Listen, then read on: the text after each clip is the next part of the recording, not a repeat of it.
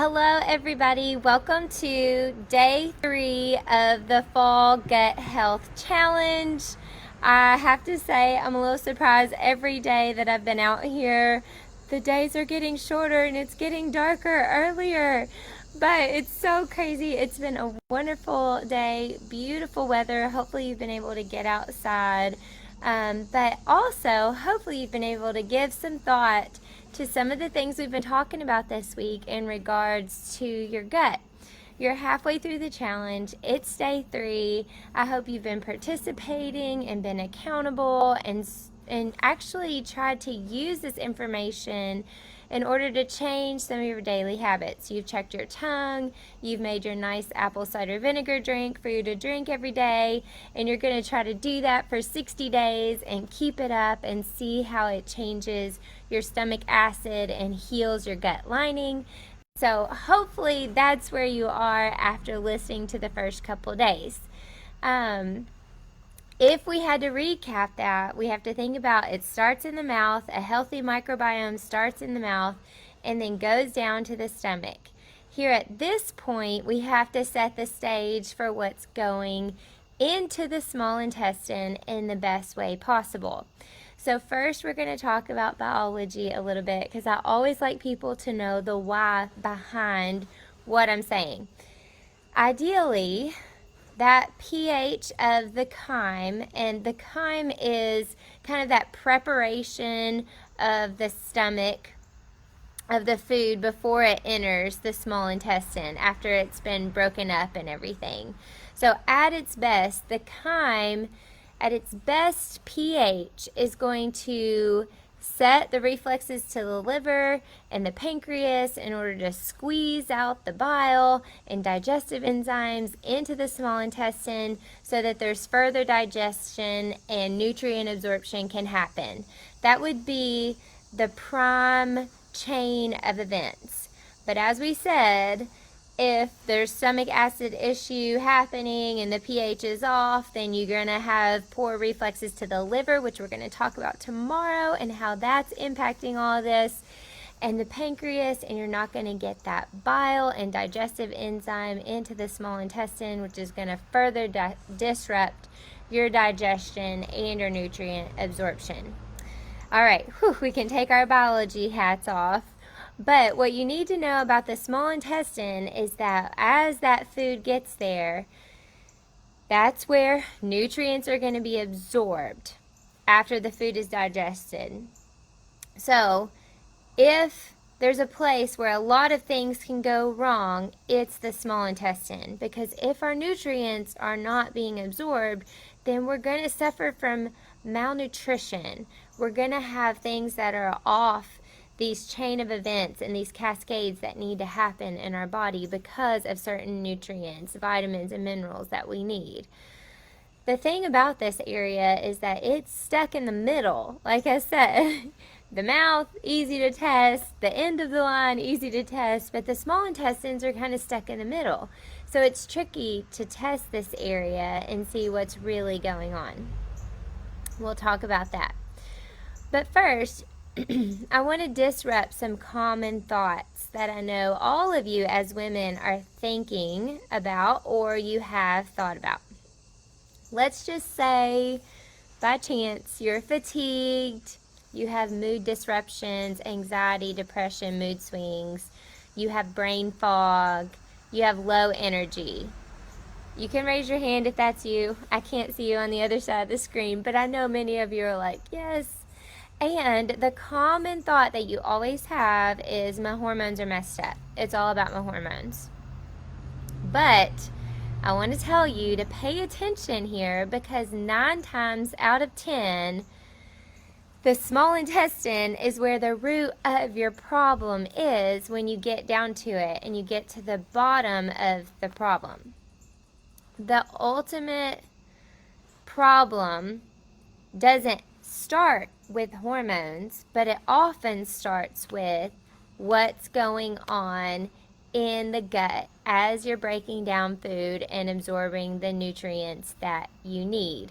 And when there are nutrient deficiencies there, you can be fatigued, you can have mood disruptions, you can have brain fog, you can have low energy, all of those things, and it can impact the formation of your hormones. It can impact cell signaling molecules that tell your hormones what to do. It can impact your neurotransmitters like serotonin and dopamine that tell things what to do, how to feel. So we're getting to the root cause of things, and ultimately you will probably get back to your gut, which is why I start at the gut with 100% of my clients, because if it is not working the way that it needs to, then we're going to struggle down the line getting everything else in order. So we want to create an environment in the small intestine that is diverse.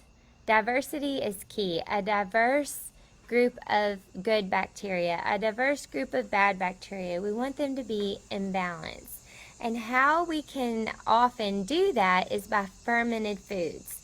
There are studies that show that just somebody that eats whole foods, good diet, high in fiber, and somebody that eats whole foods, fermented foods, that the difference between their microbiomes is still pretty large. So if you look culturally across the world, there are some cultures that have higher fermented foods than we do here in America. So they've studied that, and they've shown that the people that have fermented foods on a regular, steady basis in their diet do much better on the whole with their overall health. So when I'm talking about fermented foods, I'm talking about sauerkraut, kimchi, pickled cucumbers, kefir, even like non-dairy kefir. So this is the food that's going to feed that beneficial bacteria in the small intestine. And if we don't have good food for the beneficial bacteria, then we don't grow that bacteria and we don't digest properly. We have poor motility, or our gut gets sluggish, and it becomes a breeding ground for SIBO, which is small intestine bacterial overgrowth.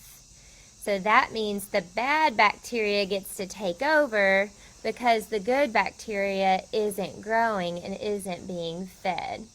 So SIBO, when I talk about that, that's small intestine bacterial overgrowth, is a condition that is characterized by an abnormal increase in the types of bad bacteria in the small intestine.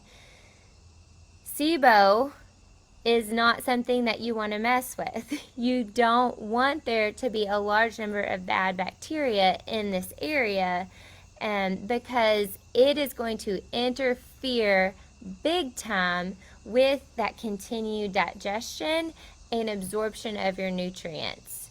So this bacteria is going to consume nutrients that were intended for your body and not allow you to use them. So you're going to have gas production, you're going to have release of metabolic byproducts that can cause various digestive symptoms like bloating, abdominal pain or discomfort, diarrhea, constipation, excessive gas, and sometimes weight loss. So if you are losing weight and you don't know why, and the doctor says you're cancer-free and there's nothing wrong with you, SIBO is screaming your name that there's probably some small intestinal bacterial overgrowth. Diagnosis of SIBO typically involves a breath test because we're trying to get to the bacteria in the upper part. So it's a breath test where what happens is the client drinks a solution that has a sort of sugar, and their breath is tested for the presence of certain gas produced by bacteria. And that can be different types of gas, and you can treat that differently based on what you're seeing. But just know that in general, even if you don't have that diagnosis, but you have those symptoms, you can do some really good things to try to help yourself. Know that you need to modify your diet. You need to get those sugars out of there. lower your carbohydrate intake, and make sure that you're not having continued antibiotic use that's going to impact your bacterial growth. Just know that with SIBO, you don't want to just go out and just take a large amount of probiotics or eat a large amount of fermented foods. And that's why I'm presenting this way about fermentation. It's good for you, but how much is good for you differs on what's going on inside your body. So some people say, like, I try to eat fermented foods and I just feel horrible afterwards, or I get gas, or I get bloated. It's like, yeah, you probably have a large amount of bacterial overgrowth and you probably don't need that much. It's kind of like the Goldilocks for fermented foods. You don't need too much and you don't need too little. You need it just right. So when you're eating fermented foods, you don't need to heap a whole bunch of sauerkraut on your plate and see what happens if you haven't been eating fermented foods regularly. You need to watch your portion size and watch what types of fermented foods you're bringing in, and then see. If you haven't been eating fermented foods at all, start with like 1 teaspoon of fermented food and eat it every single day, and then try to bulk it up a bit and create diversity. You can't go from 0 to 100, and that's the mistake that I see a lot of people make with fermentation, is that you just, like, I'm going to start eating fermented foods, and you just eat a ton of fermented foods, and it upsets your stomach, upsets that microbiome. Start small and slowly build it up. A teaspoon a day. That's your challenge. I want you to test different fermented foods and try to build it up over time. 1 teaspoon a day. I will post a picture in my story of some like over-the-counter fermented foods that you can get, like kimchi and some fermented cabbage that tastes really, really good, and you don't have to mess in the kitchen with it. But just know that when you're getting these products, you want them to be organic. You don't want a ton of sugar added. You have to really watch those labels. And then later I'm going to post a video about making your own SIBO yogurt from store-bought milks and yogurts, with utilizing some probiotics. So stay tuned for that. I also get a lot of questions about kombucha. I love kombucha. Kombucha's good, but you do have to watch a few things. There's always a caveat. Too much of a good thing can be a bad thing, right? If you have poor gut health and you have SIBO, don't just go drink the whole bottle. You could be doing more harm than good. So again, try a teaspoon to start, titrate it up as tolerated.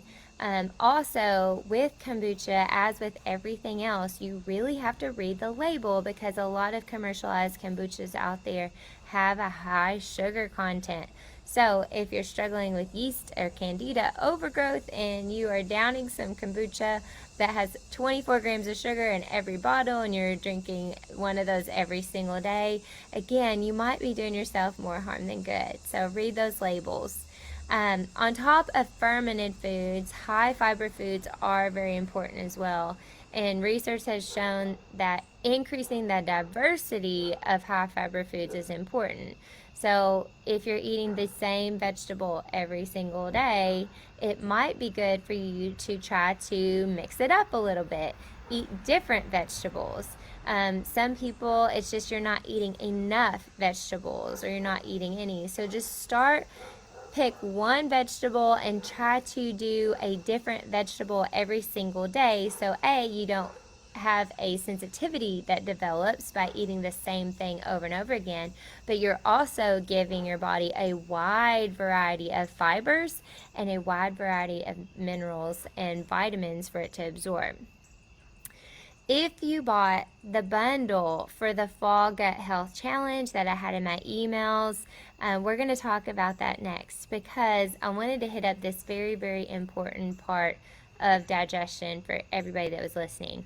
If you didn't buy it, I will put the link to these products in the comments and in my bio so that you can go and use the code FALL10 and get 10% off, again, to add these things to your habit stack to try to improve your digestion. So the first product that I recommended was Digestive X enzymes. They further improve digestion and nutrient absorption in the small intestine. So if you're dealing with symptoms like bloating, diarrhea, skin issues like eczema or psoriasis, then obviously you need to improve your digestion. And taking 2 of these capsules with meals can help break down the carbohydrates and higher fiber foods, the fat and the fiber for better nutrient absorption, and less undigested food will make it to the colon. So this is so important that you don't have undigested food by the time you have a bowel movement. You want everything to be nice and broken down. If you do have fermented foods and you have other when you ingest fermented foods and you have other extra intestinal symptoms, that means that you have symptoms outside of the GI tract like headache and bloating, then use Digestive X as you're eating fermented foods to help break down that food.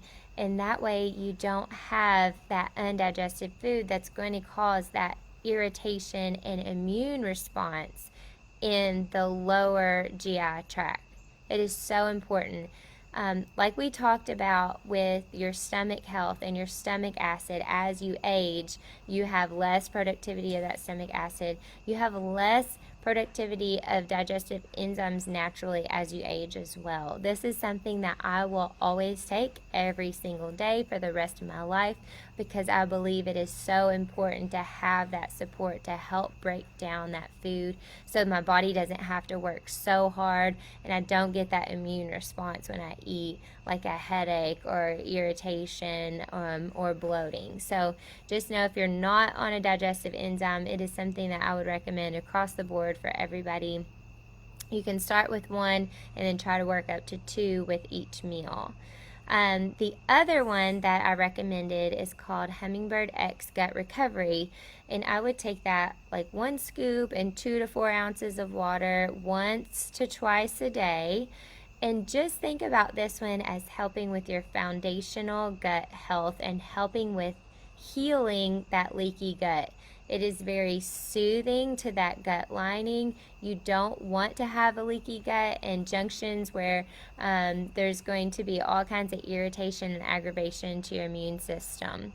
So we're trying to digest the food, heal the gut.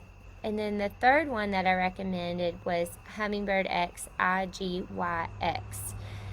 It is an immunoglobulin. So think of it as a hyper-immunized egg supplement, and it's going to help that immune response within your gut. So even if you're sensitive to eggs, you can actually take this in small doses and try to help decrease your sensitivity to eggs over time by improving your immune response and soothing your gut at the same time. So it's a powder as well, so you just add a scoop to your Gut Recovery X 1 to 2 times a day. So you've got a drink and you've got those supplements 1 to 2 times a day and the Digestive X with every meal, and it's a super good foundational way to start improving and building that gut in the small intestines. So if we look at the big picture here, we're trying to build all your foundations so that you can improve oral, stomach, small intestine health from the top down. So just know that the products that I recommend are proven to work. They definitely help. And hopefully you can get those started and try to stay on those for at least 12 weeks and try to give your gut an opportunity to heal. I know a lot of people are dying to know about probiotics, and I love probiotics, when you're supposed to use them and how you're supposed to use them, but I do recommend different probiotics for a lot of different people.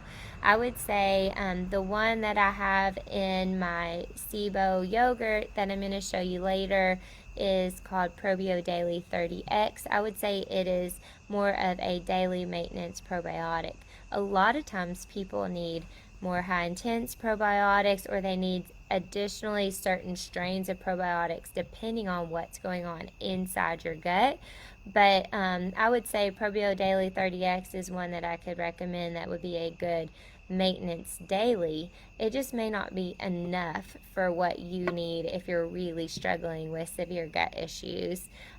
Also, if you have SIBO, we might have to approach probiotics again very gingerly, because you don't want to expose everything so quickly all at once, and you want to try to titrate that up. So just know that that varies person to person. What you need varies person to person. But what you can 100% do are the things we talked about Monday and Tuesday. And then tonight, trying to think about how can I implement some fermented foods into my diet and test them 1 teaspoon at a time and see how I feel. How can I implement higher fiber foods and increase diversity in my gut and see how I feel? How can I get a digestive enzyme? How can I get something that's soothing to my gut and make sure that I'm building those habits for generations to come? It is so important that you do this now, everybody, because otherwise you're going to be trying to figure this out later in life, and it is just an uphill battle. So do all you can now to try to get this small intestine in line, and I know you will definitely reap the benefits from it. So hopefully you guys learned something tonight. Please comment below and tell me your favorite fermented food or your favorite fermented food recipe. I would love to see what you guys are eating and learn more. So I hope you guys have a good night. Make sure you join me tomorrow, because we're going to talk about the liver and liver connections, and it is going to be fantastic information. We're going to do a gut health assessment live so you can kind of see the big picture, so don't miss out on that. I hope you guys have a wonderful evening, and I will talk to you later. Bye.